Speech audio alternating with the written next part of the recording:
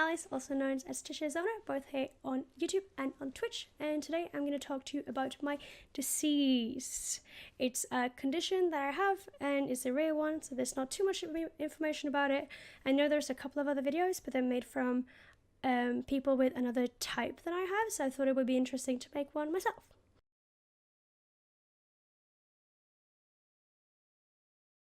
So I have a condition called Osteogenesis Imperfecta, also known as OI, which stands for osteo, which means bones, genesis, which is genes, and imperfecta, which is imperfect in some way, I guess.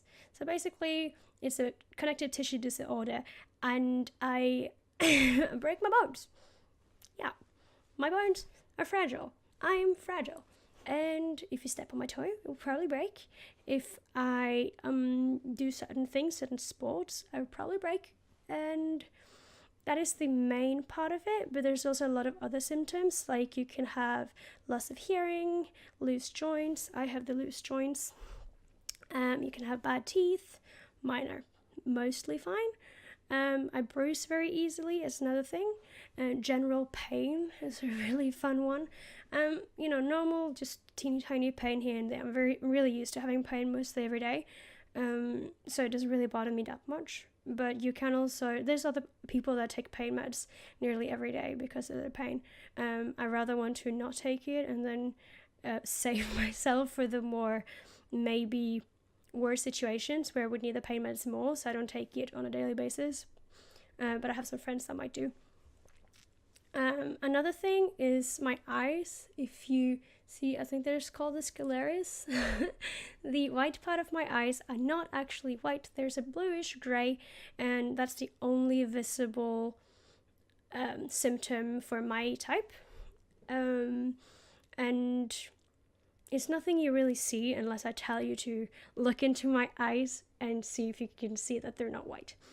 I've had a couple of weird experiences where someone figured out that my eyes weren't actually white in the sclerae, and they started like looking me into the eyes, just like, "Whoa, you're right," and then they didn't stop.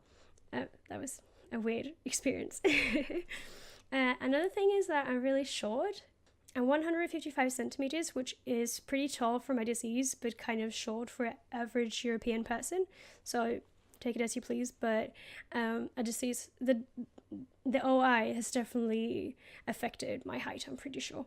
I'll talk more about the different types later, but basically other symptoms that I don't have that other types might have is bendy limbs. So when you grow up, you have really soft bones, and they might grow in different ways, often like out like this and such, and also they might have longer limbs or shorter ones. I have a video in the description linked for you guys from a person with another type where she talks maybe more about that, and you can check it out. The other types also have even more extreme fragile bones, which means that they break from nothing at all. The disease has been mentioned as the people made of glass. I have a friend that said that she broke her rib from sneezing, which I luckily don't do, but it can be extremes in some cases. So about the types, I am a type 1A, which means that I have the lightest version, like the less severe version of the disease, and I think means like I don't have teeth problems or something. I have some teeth problems, but we don't really know if it's because of the disease or not. So, I'm a type 1A. Sounds like a science project or something, but that's maybe what I am. I don't know. There is about maybe 5 types. I'm used to saying there are 4 types, and I've also heard some people say it's like 8 types. But according to the link that I will provide in the description, which is in Norwegian, I'm sorry, they say it's 5 types from what I read. But the ones I know about is the type 3 and 4, where you're normally bound to a wheelchair. If you want to walk, you have to insert metal plates into your bones to make them stronger, because they're actually not strong enough by themselves to walk on with. Other than that, there's type 2 that I know about. Sadly, I haven't really spoken to anyone with type 2 because they either die before birth, right after birth, or within the first month of being born. I know about a person that died 1 or 2 years ago from type 2. I never met the person, but my friend of mine did. Or she knew the family and maybe saw this person that lived a long time for a type 2, but sadly passed away after that. So about how you might get the disease, there's 2 different ways. I got it from my mom, and my mom got it from her dad. It's not 100% chance of getting it if you get children. It's about a 50. So I have it, but my brother doesn't. My mom has it, but her sister doesn't. And my grandfather's brother also has it. So sometimes there's 100% of that generation that gets it, but it's not that common. The second way of getting it is mutation. So basically, if neither of your parents is carrying the gene, you can still have a mutation and end up with the disease. But normally, if you carry it from your parents, you have, as far as I know, a type 1, and if you have the mutation, you end up with a type 2, 3 or 4.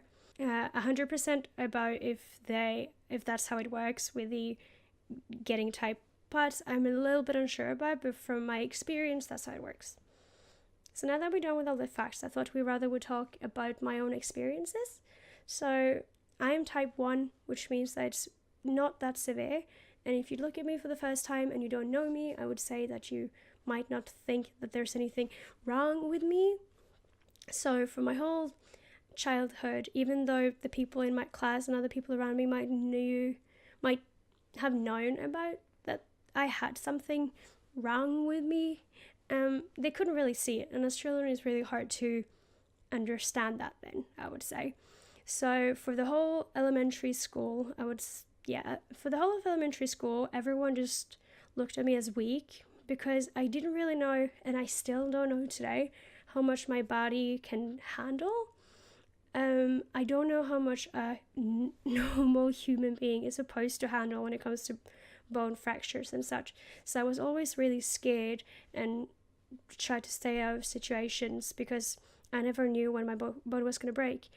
A quick example was in 4th grade when there was the last hour before summer break, and we were just going to have a little water fight, whatever you call it.